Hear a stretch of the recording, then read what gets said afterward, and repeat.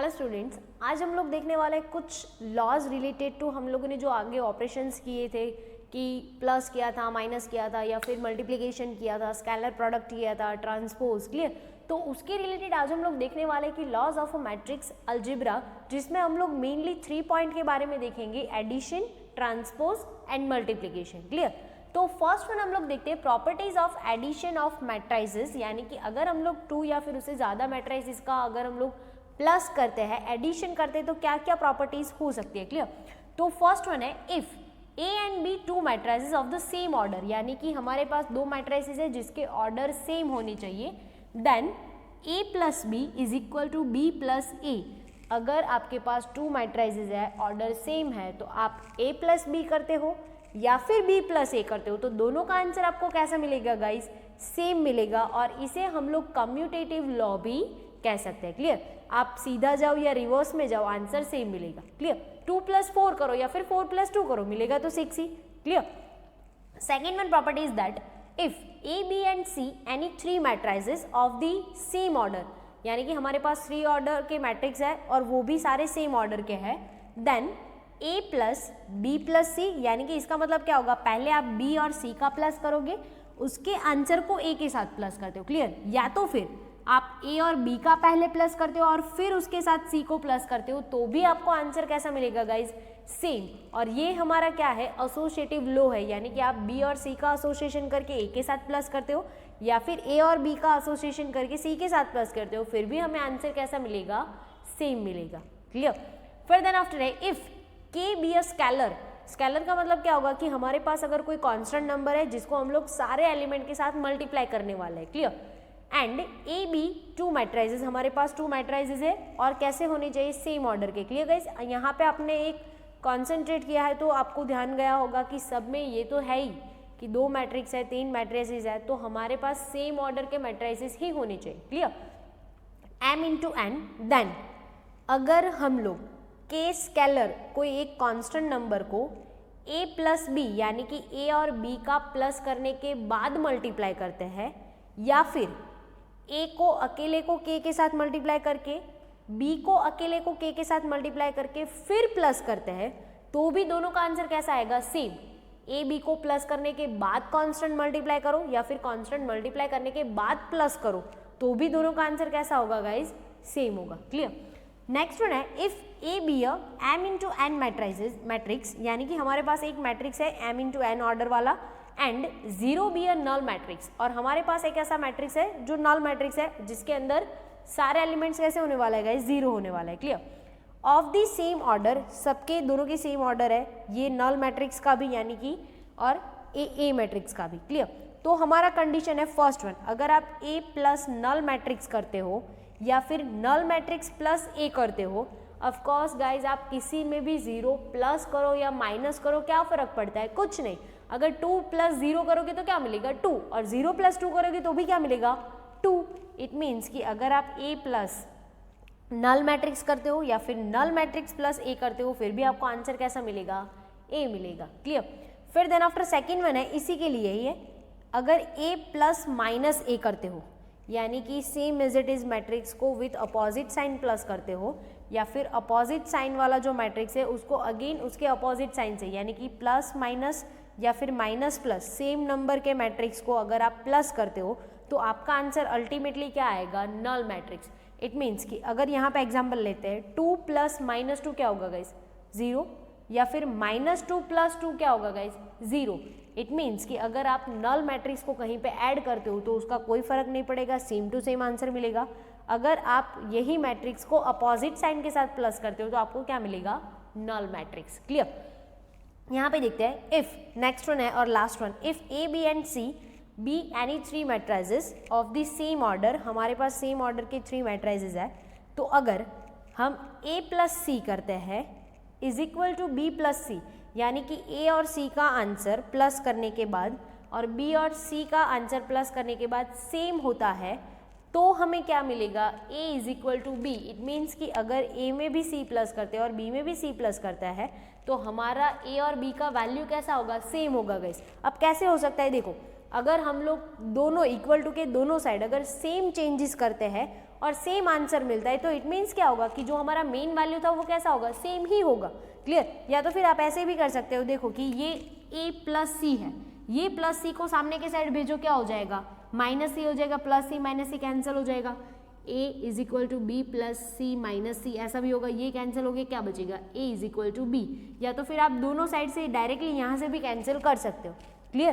तो ये क्या हो जाएगा, अगर आपका a प्लस सी और b प्लस सी का आंसर है तो इट मीन्स कि आपका a और b का वैल्यू कैसा होगा, सेम होगा। Clear guys? तो ये हो गया हमारे एडिशन के प्रॉपर्टी। नेक्स्ट वन हम लोग देखते हैं कि properties of the transpose of matrix. Transpose का मतलब गाइस क्या होता है, जो रो में अवेलेबल है वो आप किस में कन्वर्ट कर देते हो, कॉलम में। क्लियर? तो उसके रिलेटेड कुछ प्रॉपर्टीज है कि ए ट्रांसपोज का भी ट्रांसपोज हमें क्या मिलता है, ए, यानी कि जैसे हम लोगों ने सेट में देखा था कि ए डैश का डैश क्या होता है, ए होता है। क्लियर? तो यहाँ पे अगर आप ट्रांसपोज का अगेन ट्रांसपोज करोगे तो आपको ओरिजिनल इवेंट मिल जाएगा। क्लियर? फिर सेकेंड वन है ए प्लस बी होल ट्रांसपोज, यानी कि आप ए और बी को प्लस करने के बाद ट्रांसपोज करते हो, या फिर ए का ट्रांसपोज करो, बी का ट्रांसपोज करो, फिर देन आफ्टर प्लस करते हो, फिर भी दोनों का आंसर कैसा मिलेगा, सेम मिलेगा। इट मीन्स कि प्लस करने के बाद ट्रांसपोज करो या फिर ट्रांसपोज करने के बाद प्लस करो, फिर भी दोनों के आंसर कैसे होंगे, सेम होंगे। And the last and third one is A B transpose, यानी कि ए और बी का मल्टीप्लिकेशन करने के बाद आप उसका ट्रांसपोज करते हो तो आपको आंसर कैसा मिलेगा, बी का ट्रांसपोज इंटू ए का ट्रांसपोज। Clear guys? तो ये हो गया हमारी ट्रांसपोज की प्रॉपर्टी। नेक्स्ट वन है properties of a matrix for multiplication, यानी कि मल्टीप्लिकेशन करता है तो एट दैट टाइम हमारे पास क्या क्या रिजल्ट मिल सकता है। First one is that if A be a square matrix and, यानी कि ए एक ऐसा कोई स्क्वायर मैट्रिक्स है, आई बी अ यूनिट मैट्रिक्स, आई हमारे पास यूनिट मैट्रिक्स है जिसके डायगोनल एलिमेंट 1 1 होते हैं एंड बाकी सारे 0 ऑफ द सेम ऑर्डर, दोनों के ऑर्डर सेम होने चाहिए। Then a into I is equal to I into A is equal to आपको क्या मिलेगा, a।